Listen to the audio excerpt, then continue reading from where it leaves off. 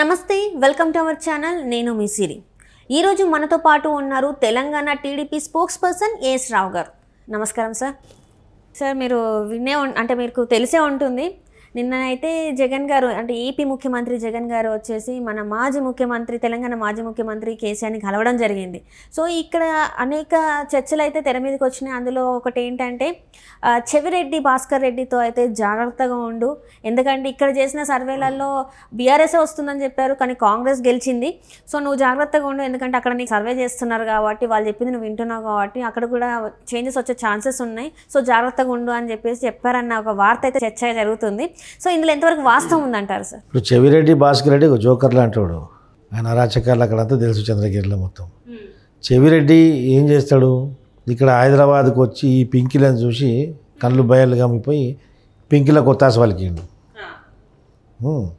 ఇప్పుడు ఈయన వచ్చి జగన్మోహన్ రెడ్డి వచ్చి కేసీఆర్ని కలవడం అంటే ఎట్లుందంటే లంగ వచ్చి దొంగని కలిసినట్టు అయిపోయింది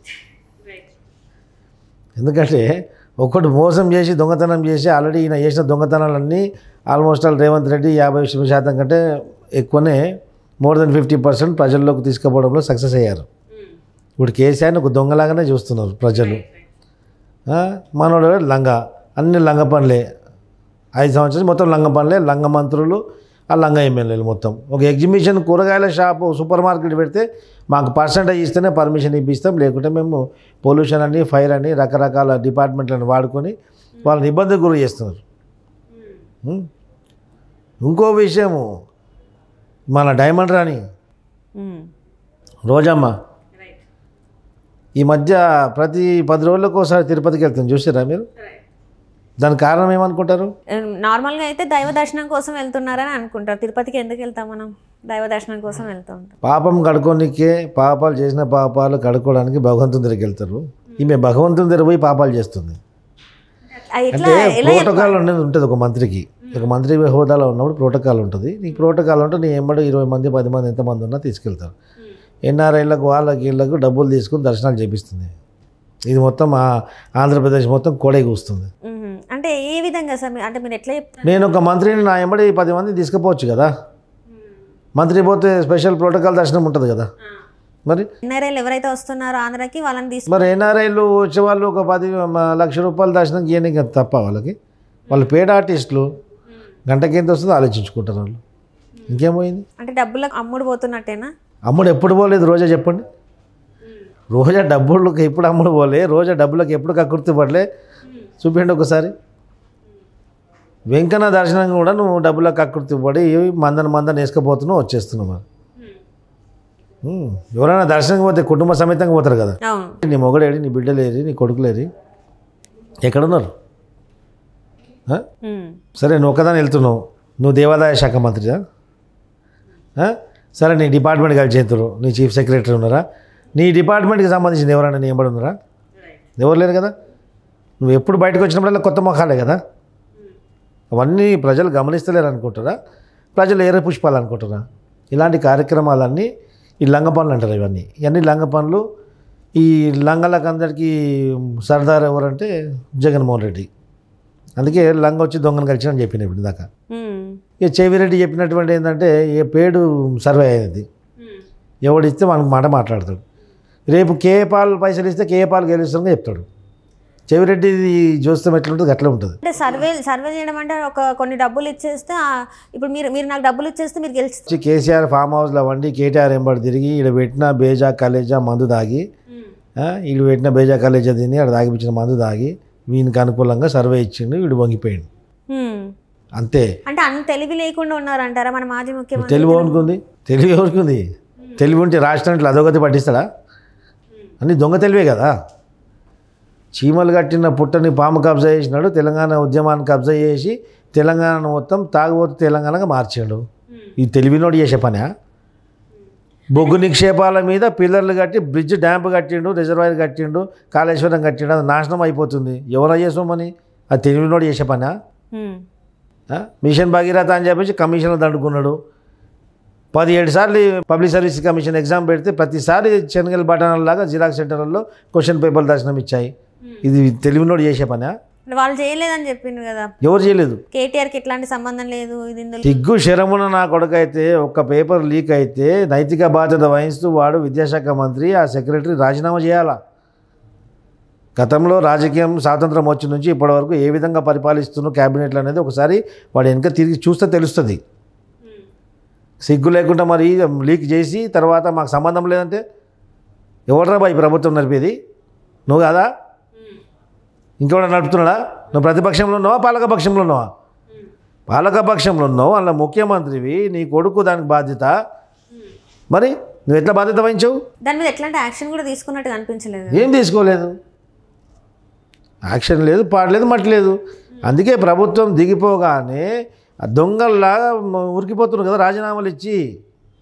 అధికారులు ముఖ్యమైనటువంటి బాధ్యత నిర్వహించినటువంటి అధికారులందరూ కూడా ఈ స్కాములలో ఈ యొక్క రాష్ట్రాన్ని కొల్లగొట్టడంలో వాళ్ళ యొక్క భాగస్వామ్యం ఉన్న వాళ్ళందరూ కూడా రాదు కొత్త ప్రభుత్వం రాగానే రాజీనామా చేసి వెళ్ళిపోతూ ఉన్నారు. ఇంకో మహాతల్లి ఆమె ఒక మోడలా లేకుంటే ఏందా ఆమె అర్థం కాదు. స్మితా సబర్వాల్ ఫేస్బుక్ చెప్తే ఆమె రకరకాల ఫొటోసు. ఏమన్నా ప్రోటోకాల్ ఒక బ్యూరోక్రసీ సిస్టమ్ని మొత్తం భ్రష్టు పట్టిస్తారు. ఆ విధంగా బ్యూరోక్రాట్స్ అంటే ఒక ఐఏఎస్ అధికారి అంటే ఎంత పెద్ద వాల్యూ అది. దాన్ని ఏమనుకొని ఇప్పటివరకు ముఖ్యమంత్రికి రిపోర్ట్ చేయలేదు, నీ ఇష్టం ఉన్నట్టు వ్యవహరిస్తావు, మంత్రి ముందు కాలు మీద కాలు వేసుకొని కూర్చుంటావా? అంత మతం ఎందుకు నీకు? ఇలాంటి కార్యక్రమాలన్నీ ఇలాంటి విషయాలన్నీ ప్రజాస్వామ్యాన్ని కూని చేయడం అంటారు దీన్ని. ప్రజాస్వామ్యాన్ని కూని చేసి దొంగతనానికి పాల్పడి ఈరోజు దొంగగా ఇంట్లో వండుకున్నావు. దొంగతనం ప్రజల్లోకి రాబోతుంది, వచ్చిన తర్వాత నేడి తీసుకుపోవాలి, అక్కడ తీసుకుపోతారు. చెవిరెడ్డి చెప్పినటువంటి ఈ విషయాలు నమ్మి మనోడు కూడా మన బాపును చూసి బల్బ్ అనుకున్నాడు. అది సరిగా రిజల్ట్ వచ్చింది, కరెక్ట్ ఏడబెట్టాలి, ప్రజలు ఆడబెట్టారు. ఇప్పుడు జగన్మోహన్ రెడ్డి కూడా ఇద్దరు ఒకటే కదా, ఇద్దరు దొంగలే. మీరు ఎన్నికల రోజు గుర్తుపెట్టుకోండి, ఒక రోజు ఎన్నికలు జరిగే రోజు వానికి ఎనలేని ప్రేమ రాష్ట్రం మీద, వీనికి రాష్ట్రం అంతా చేయి కోసుకుంటాడు, గొంతు కోసుకుంటాడు. వీడు అంత రాష్ట్రాన్ని ప్రేమించేటోళ్ళు కదా. రాష్ట్రాన్ని ప్రేమ కొరకు వీళ్ళు ప్రేమించిన వీళ్ళకున్న ప్రేమకు ఇది పొరుగు రాష్ట్రం ముఖ్యమంత్రి పైన కానీ పొరుగు రాష్ట్రం పైన కూడా దాడికైనా దిగుతారు వాళ్ళు. అదే చేసిరు కదా. ఆంధ్రప్రదేశ్ పోలీసు వాళ్ళు తెలంగాణ పోలీసుల మీద దాడి చేయడం, తెలంగాణ పోలీసు వాళ్ళు ఆంధ్రప్రదేశ్ పోలీసు వాళ్ళు దాడి చేయడం, కేంద్ర బలగాలు వచ్చి ఆడ మొత్తము ఏమంటారు కంచెలు వేయడం. రైట్. ఇద్దరు పిల్లులు కొట్టుకుంటుంటే కోర్టు వచ్చి మధ్యలో కంచేసినట్టు. ఇప్పుడంతా రాష్ట్రం మీద ప్రేమ ఉన్నోడు ఎదుటి రాష్ట్రం మాకు అన్యాయం జరుగుతుందంటే అప్పుడు ఎదుటి రాష్ట్రం ఎవడున్నాడు? ముఖ్యమంత్రి కేసీఆరే కదా. కేసీఆరే కదా. అంటే నీ కేసీఆర్తో అప్పుడు పలనట్టే కదా, వైరం ఉన్నట్టే కదా. అంత వైరం ఉన్నాడు ఇప్పుడు వచ్చి ఎందుకు మూతి నాకుతున్నారు? అవి టీడీపీ నాయకుడు కూడా వచ్చి కలవడం జరిగింది కదా.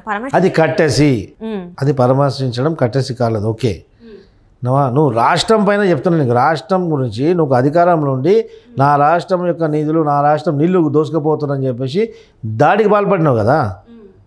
వీడు కూడా ఆయన మీద దాడి చేసిండు కదా. రైట్. మరి ఏమైంది? మరి అంత దాడి చేసుకున్న వాళ్ళు ఇప్పుడు వచ్చి ఎంత ఆత్మీయంగా పలకరించుకొని ఇంట్లో అన్నం తిని మళ్ళీ ఆడ పెట్టింది తిని తాగి మళ్ళీ ఇంటికి ఎట్లా పోయినావు నువ్వు? అంటే అంత దొంగ నాటకం. అందుకే లంగ దొంగ అని చెప్తున్నాను నేను. అంటే ఇప్పుడు ఏదైతే తెలంగాణలో మార్పు రావాలని ప్రజలు కోరుకున్నారో సేమ్ అదే సీన్ అక్కడ ఏపీలో కూడా అదే అయ్యే ఛాన్సెస్ ఉన్నాయా? డెఫినెట్లీ రిపీట్ అయ్యే ఛాన్స్ ఉంది, రిపీట్ అవుతుంది కూడా. ఎందుకంటే తెలంగాణలో మనోడు దొంగతనాలు చేశాడు, దోసుకున్నాడు, అక్కడ అరాచకం చేశాడు. జగన్ అరాచకాలు చేశానంటారు. అరాచకం ఇందాక చెప్పిన కదా నేను. చిన్న ఎగ్జిబిషన్ సూపర్ మార్కెట్ పెట్టినా కానీ కమిషన్ ఇవ్వకుంటే ఎమ్మెల్యేలు పర్మిషన్ ఇవ్వరు, దోచుకుంటారు వాళ్ళ పైన. అలాంటి అరాచకాలు చేశారు. ఒక ముఖ్యమంత్రిగా చంద్రబాబు నాయుడు గారు ఉన్నప్పుడు ఆంధ్రప్రదేశ్ ప్రజలు 2 సార్లు రాజధాని విషయంలో మోసపోయారని చెప్పేసి ఒక భవ్యమైనటువంటి రాజధాని రూపకల్పన చేసిండ్రు. ఆచరణ సాధ్యమయ్యే లోపే మనోడు అంతలోపు చంద్రబాబు నాయుడు గారు ఈ యొక్క పరిపాలన విషయంలో అడ్మినిస్ట్రేషన్ ఇష్యూస్లో బిజీగా ఉన్నాయన్న. ఆయన ప్రజాస్వామ్యబద్ధంగా పరిపాలించిండు. ప్రజాస్వామ్యంలో ప్రతిపక్ష నాయకుడికి పాదయాత్ర చేసే అధికారం ఉంది, ప్రజలు కలిసే అధికారం ఉంది. కాబట్టి జగన్మోహన్ రెడ్డి ఆ రోజు పాదయాత్ర చేస్తుంటే సెక్యూరిటీ కల్పించి పాదయాత్రకు పర్మిషన్ ఇచ్చారు. మేము ప్రజాస్వామ్యాన్ని నమ్ముతాం కాబట్టి, గౌరవిస్తాం కాబట్టి. అదేం చేసిండు? అవకాశంగా వాడుకొని ప్లీజ్ ప్లీజ్ అని గల్లీ గల్లీ తిరుగుకుంటూ ముద్దులు పెట్టుకుంటూ తిరిగి ప్రజల్ని మోసగించిండు. ప్రజలు మోసపోయినరు, ఓటేసిండ్రు. వచ్చినాక ఏం జరిగింది? అరాచకమైంది.